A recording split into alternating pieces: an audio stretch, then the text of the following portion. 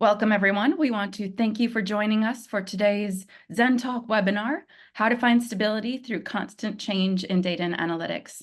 If you're new to our ZenTalk series of webinars, these are where we at Zenoptics get to highlight our relationships with some of the great thought leaders in our data and analytics industry. And we are so pleased to be able to bring these series to you.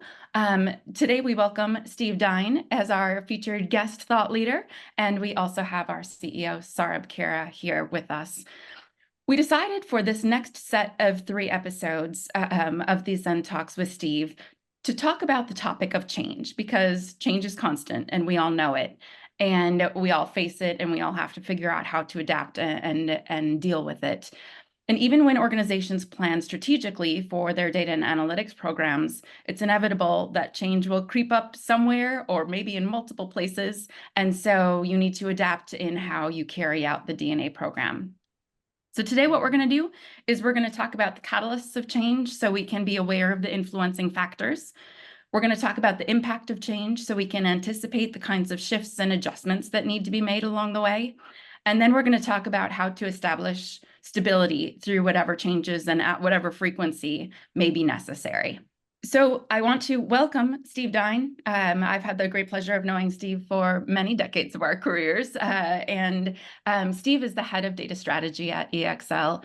He is an enterprise data management and analytics industry thought leader who teaches and is an author and a speaker around the world. And so we are grateful to have his expertise and his viewpoints. Thank you for joining us today, Steve. Glad to be here, Julie.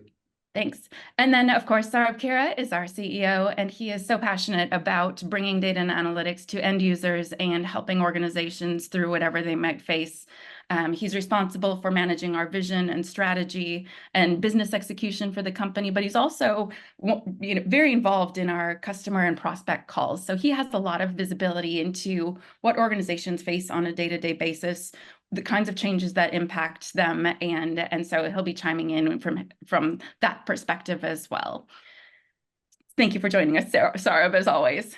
Thank you, Julie and Steve. Excited about it. So to kick us off, Steve, you and I we've talked in the rehearsals about this, just about some of the forces of change, and there are numerous factors that lead into what causes change. Would you mind just sharing your viewpoints about this and what influences change across the organizations? Sure. And this is a topic and something that I've experienced throughout my entire career in data management and analytics, all the way back to when I was running a program for a global manufacturing company over 20 years ago. And as much as we planned what we felt was the perfect architecture, chose the perfect tools, had all the perfect processes, we faced a lot of change throughout that time. And then from then till now, I've witnessed change that's constant throughout our customers, throughout the industry. And I like to categorize them. I sort of have 6 forces of change that I've recognized over the years and had in some cases, very little effect in slowing that change or preventing this change from happening within organizations. So instead have really moved towards thinking about, okay, well, how do we plan for change? But those factors, those influences, those forces include first new architectures, new technology, and new trends in the industry, like cloud, new tools, new architectures like data mesh, things that come at us from all directions. And a lot of these are things we have no control over. Maybe the business decides we're moving from on-prem to cloud, and so we need to now move our tools and technologies, which may or may not work in the cloud, that we're using for our analytics and data management programs. And so these are forces that happen upon us. Second is what I call the cost effect. I mean, how many times have you seen organizations move from, we're moving from Tableau to Power BI, or from SAS to R, or from Informatica to Python, and the decision is made, not a lot of times within the programs themselves, but, from finance or from other areas that, dictate that we need to move to these technologies. Hey, we already have free Microsoft licenses, so why would we pay for, for other licenses? So the second is what I call the cost effect. The third is what I refer to as technology bias. And that's when either, people within the organization, people at an old friend of mine uh, used to use this term hippo, right? The highest paid person with an opinion. But people high up in the organization may, new people that come in or existing ones may say, you know what, we should be on Teradata, not Oracle, for no other reason they have that technology bias, or you hire some new people in and they say, oh, we should be using, DBT, not Informatica. And so and those people with influence, end up making those, dictate those changes. And so we're forced to, within our programs, to meet those changes. Next is what I call the changes in business strategy and personnel. We don't always have, in fact, a lot of cases, we don't have any influence over, or the business strategy that's dictated at a higher level, either from the board, the CEO, the C-level.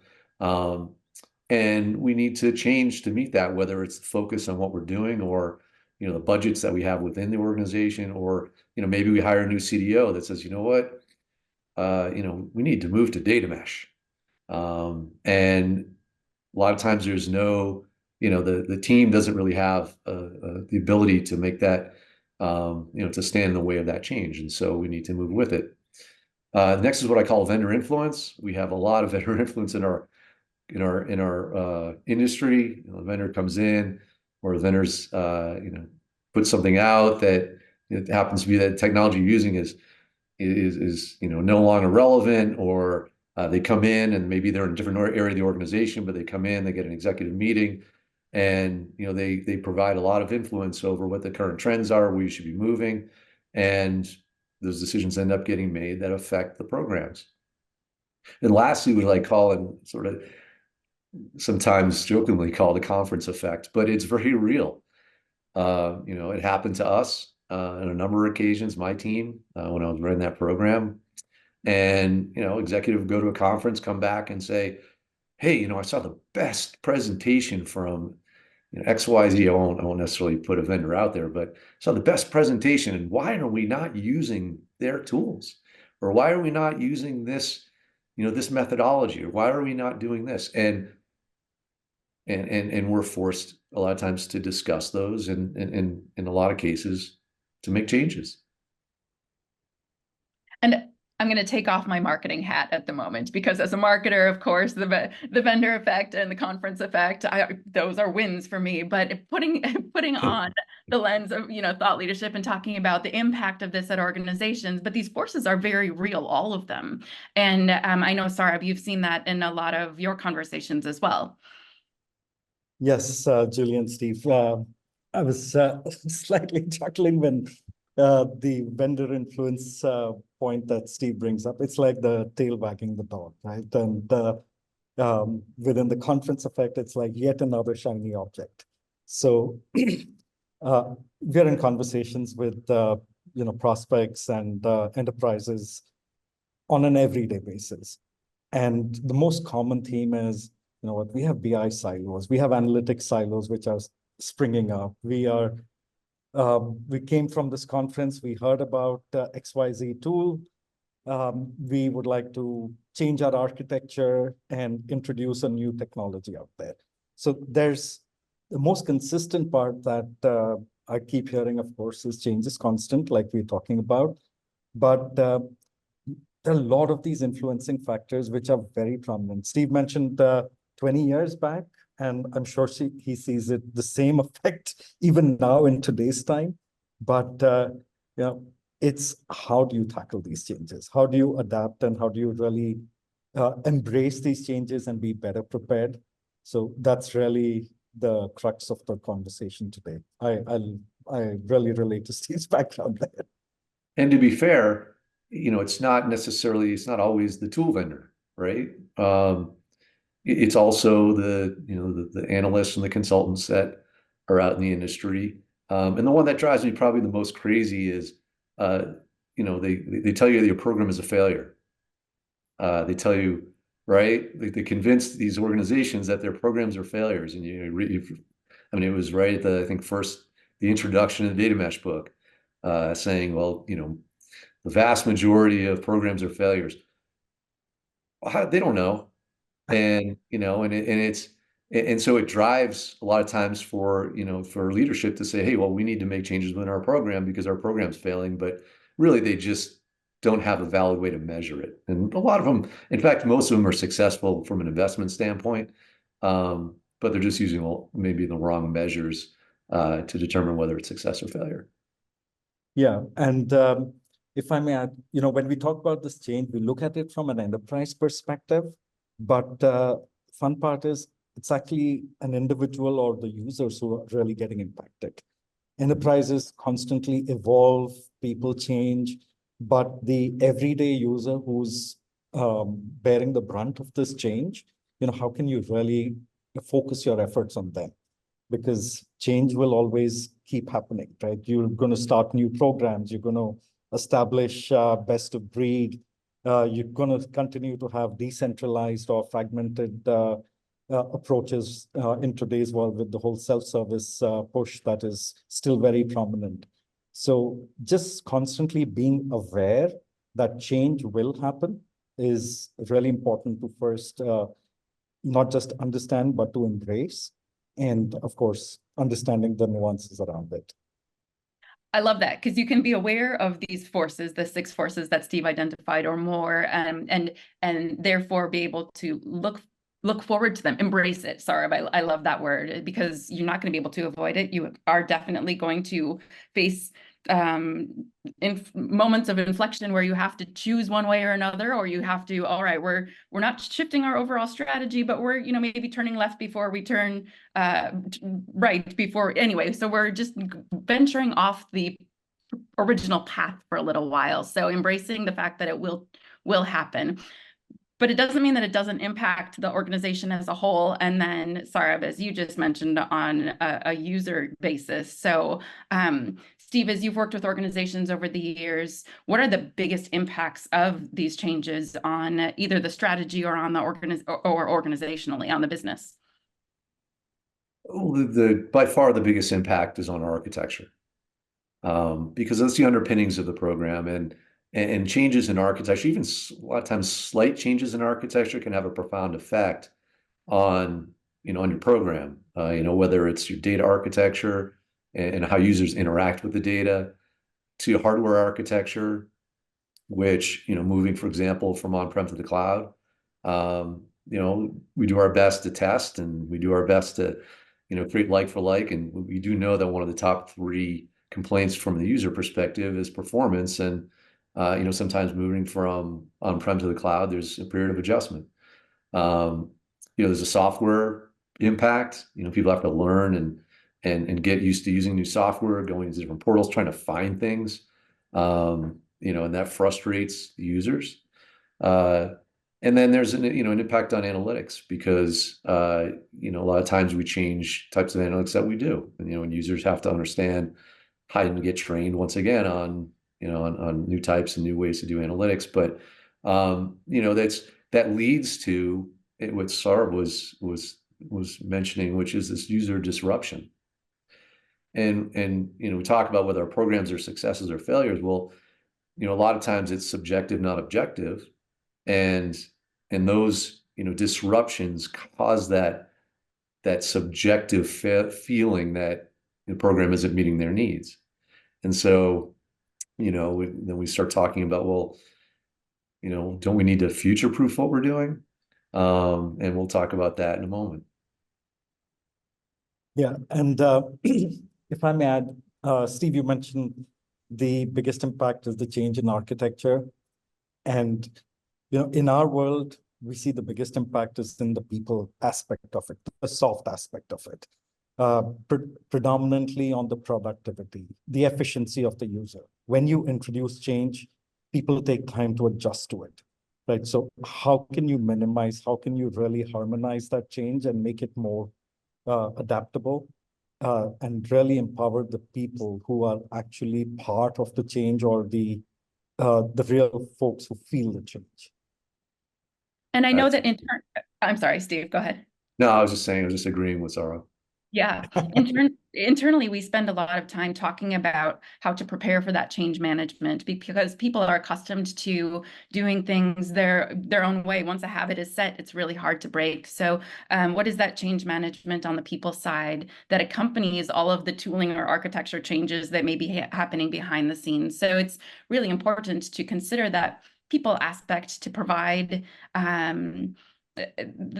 To be able to communicate the value of what you're doing from an architecture perspective, why it's happening, but why the people should care about trying to change their habits and how to get over that initial hump of, okay, this is different than the way that I did it. I like the way that I did it, but there are benefits to doing it the way that I will do it. And so that change management is really important. And as technologists, we can't ignore that even as we're working with the technical changes to the architecture or to the software or to the tools, or introducing and implementing those things. They have to happen hand in hand. Absolutely. And you know what, and Julie, in a lot of cases, in fact, most cases of the changes in the architecture, the users don't care. The users don't care that you're changing your models, you're changing the way that your process, your approach. They don't, to them, what they care about is consistency and creating an experience that they're not disrupted in what they do. Right. They only care when they get disrupted, which completely understand. Absolutely. Absolutely. So Yes. that is, I'm sorry, Sarah, did you have something to add there? No, please go ahead. Okay. It's a lovely transition into what we all want is how do we provide the stability to our end users? How do we provide the stability to our internal teams, to our cohesive strategy, finding a level of stability despite whatever might be thrown our way. How does that happen? And I guess, Steve, I'll start with you again, if you don't mind. No, I don't. No, sure. Really, the first step is understanding that change happens and it will continue to happen. And so really planning for it by creating continuity within your program, by creating what I call sort of a continuity layer within your program as you're architecting and as whether it's an initial program or you're making changes or a new program, you're making changes to an existing program, you have to think about how do I create continuity to absorb some of the changes and the impact that happen and make it faster to respond to that change. And so, when I think about and talk about continuity layers, what I'm really talking about is, having things like, your business rules and your definitions and your data definitions, your lineage and your metrics and your existing analytics inventories, making sure that you're capturing those, making sure that and so a lot of times we'll call those, we'll put them in catalogs, but making sure that you have a way to do that, because when you're changing, for example, you're maybe forced upon, we're going to change from one integration tool to another or one approach to another, having to reinvent the wheel, re-understand the business process. And we talk about data mesh, right? If we've already had these definitions and these metrics, and a lot of them have already, been defined, but we're putting it out to the business units, they have to redefine what's already been done, because in a lot of cases it hasn't been captured. We haven't planned for the fact that there's going to be change. And so we have to really do that. The next piece is really the governance. And I know people get, tired of hearing about governance, and governance isn't always easy. But you have to really, really have governance and processes in place to ensure you have the discipline in the organization to capture these items I talked about. But more importantly, you also have to be able to build trust. As you have change in your organization, when you lose that trust, when a user goes in and says, "Well, my reports are gone," why would I continue using this tool because I can't find my reports? Someone moved them, or now I have to move to a different tool. I have to replace them, or I have to, figure out which portal it might be in or which tool it might be in. They lose trust. Or maybe somebody goes in and creates a report in the new tool that is already in the existing tool. And as we've all experienced, and I'm sure many on the call, when we bring in new tools, we'd always get rid of the old ones, right? We just stack up and we continue to, but a lot of times we have duplicates in reports. So how do I trust what I'm looking at? And we talk about dissatisfaction and ways organizations feel that maybe their programs aren't succeeding is when users lose trust. Because when users lose trust, well, then they stop using the systems we bring them and they start doing it on their own. And then, we've sort of taken away what we initially went to solve, right?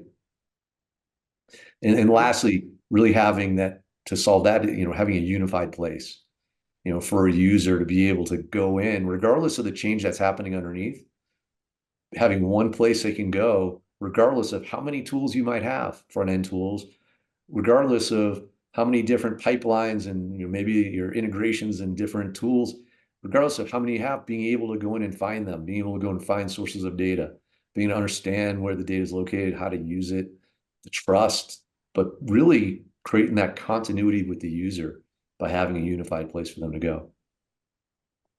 Steve, one takeaway that I'm really enamored with today is that term continuity layer. I love the power. It's a simple term, but I love the power of that, those two words. And really bringing that continuity layer into the enterprise is powerful. That's my fantastic takeaway today from this learning from your experience. I totally relate to it because we see that practically every day, right? Within mid to large, even the smaller enterprises, technology is growing so fast. It was from the SAP days, then you move to the self-service days, and now you're moving into the more AI-driven analytics. And with AI, there's going to be so much more improvement, such big impact on experience that we really need to care about, again, that people aspect, that unification aspect, that trust aspect that you really refer to. And just having that simple one place where everybody can focus on. I love it. I love the concept that you threw out there. Great. I'm glad it resonated. Oh, totally. Yes, and if I may put my marketing hat back on again, I would love to use that phrase in our, no, it provides, yes, it provides a really sound, solid picture of what it is that we're trying to establish, not only from a technology perspective or from a process perspective, but also, like Saurabh said, from a people perspective. And one thing I wanted to add really quickly is, a lot of people will hear this and look at it and say, it's just another thing I have to add. Like, one of the reasons we haven't been successful at this is because, I got to try and sell this into the business and, it's more work and it's something I have to add after we've already, implemented our program or implemented something. And my point is you don't. If you build it into the process, the development process, then you don't have to go back and do it. Yes, you have to maintain it because we're always adding things, but the more you integrate it into the development process, the more it just becomes part of what you do, and you end up with that continuity layer in at least part of it. And then you look for, okay, how do I do it and implement it such that it provides a consistent user experience. Yeah, just bringing it into your DNA, the enterprise DNA, and continuing that across the life cycle. Fantastic. Yeah. And Steve, you said a phrase earlier that is one that we also use and have heard is future proofing. If you establish the process for continuity now and that build that trust and work to do that, that sustains not only through the present and whatever changes you're experiencing now, but things are going to continue to change. And so it establishes continuity from past to present, but also from present to whatever might happen down the road. And so that future proofing for whatever additional changes may take place, because we know they'll come, is also something that I really love to talk about. Yeah, and Julie, if I can just give out two anecdotal examples. There's a big trend going on right now of migrating and moving to the Power BI stack.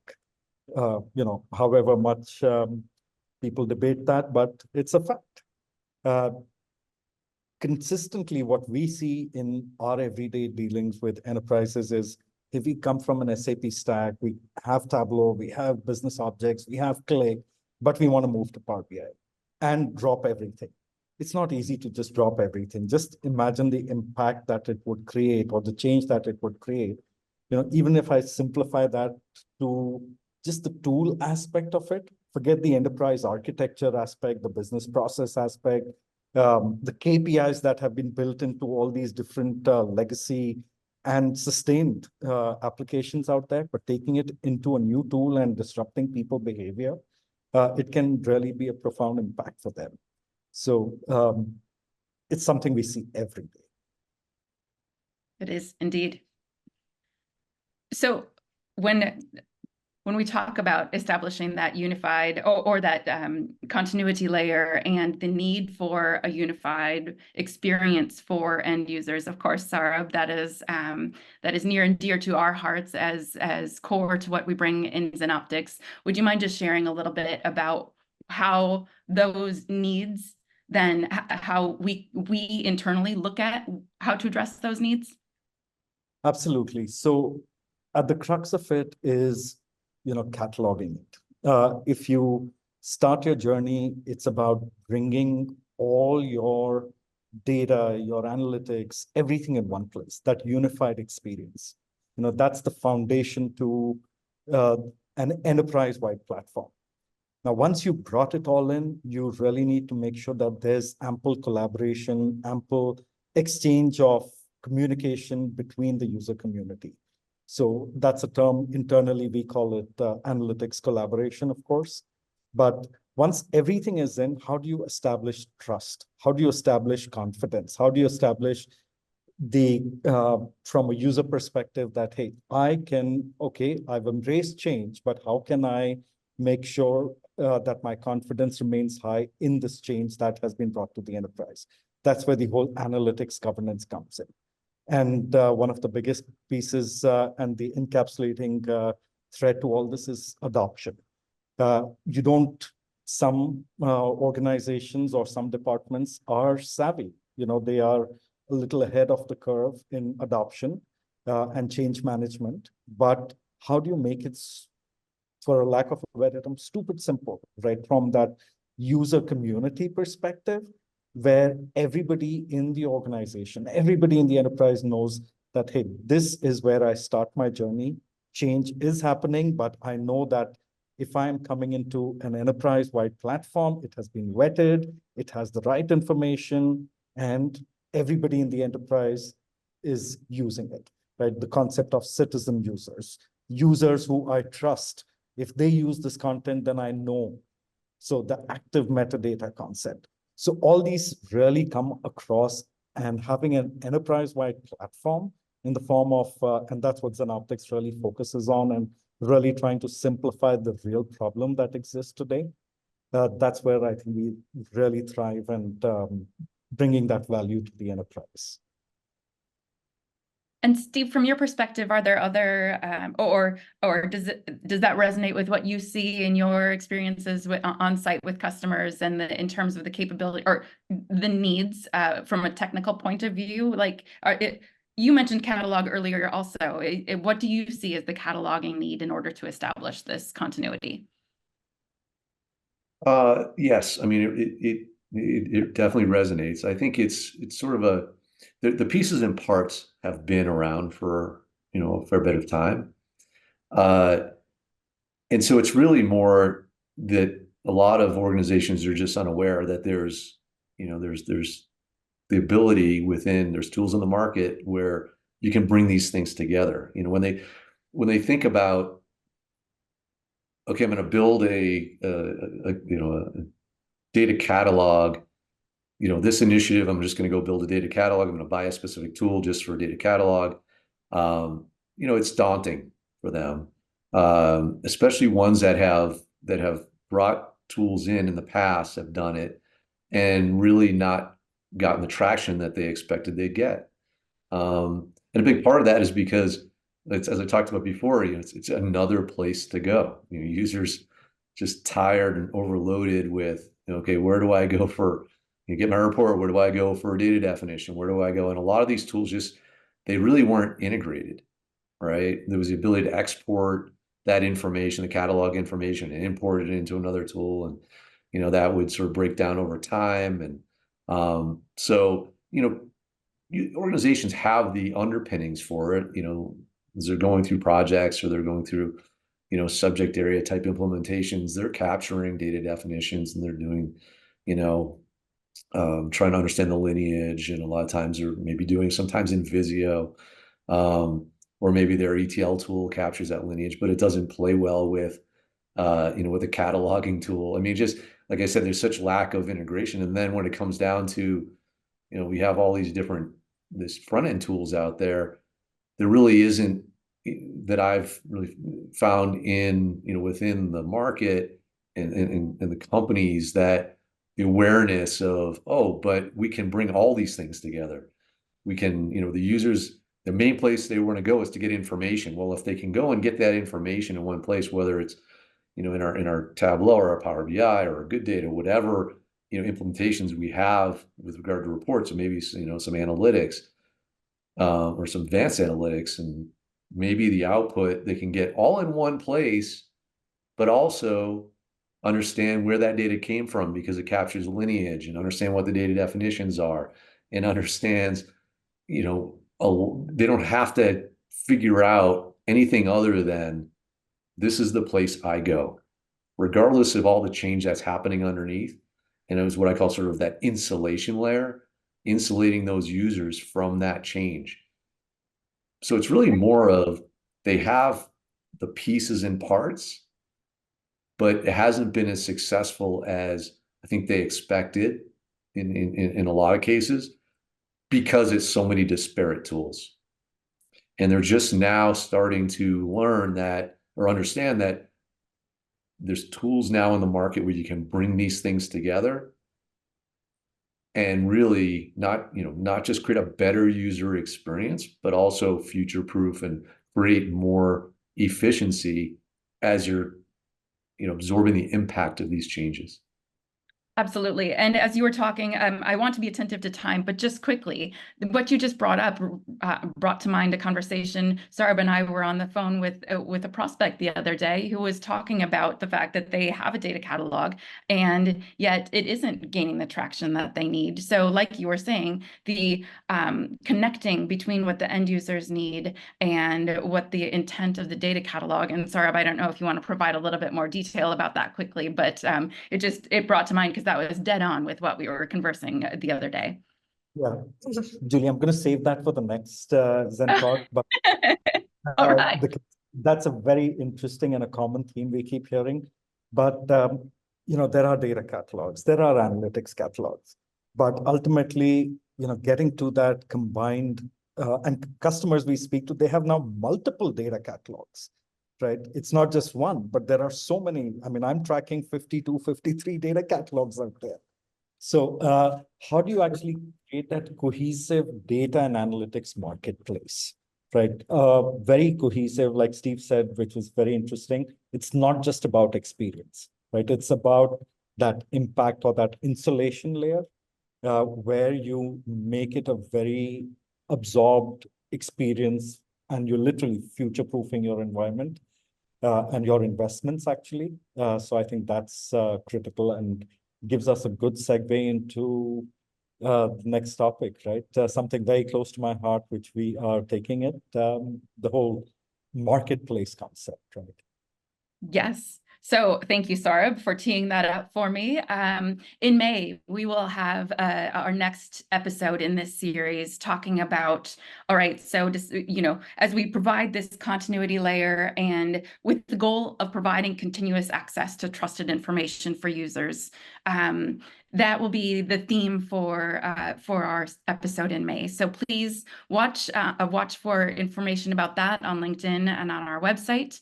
In the meantime, Steve, I want to thank you for joining us and for sharing all of your insights today. Sarab, your perspective is always wonderful, and thank you so much for sharing today. And thank you to all of our attendees for joining us. We hope that you found value and it made your wheels turn. We hope that this was thought-provoking for you. If you have questions or comments, I'd love to hear them. I would love to be able to address any themes or topics that you have in future ZenTalks. But in the meantime, we wish you a good rest of your day and take care. Thank you, Julie. Thank you, Steve. Enlightening. Thank you. Thank you.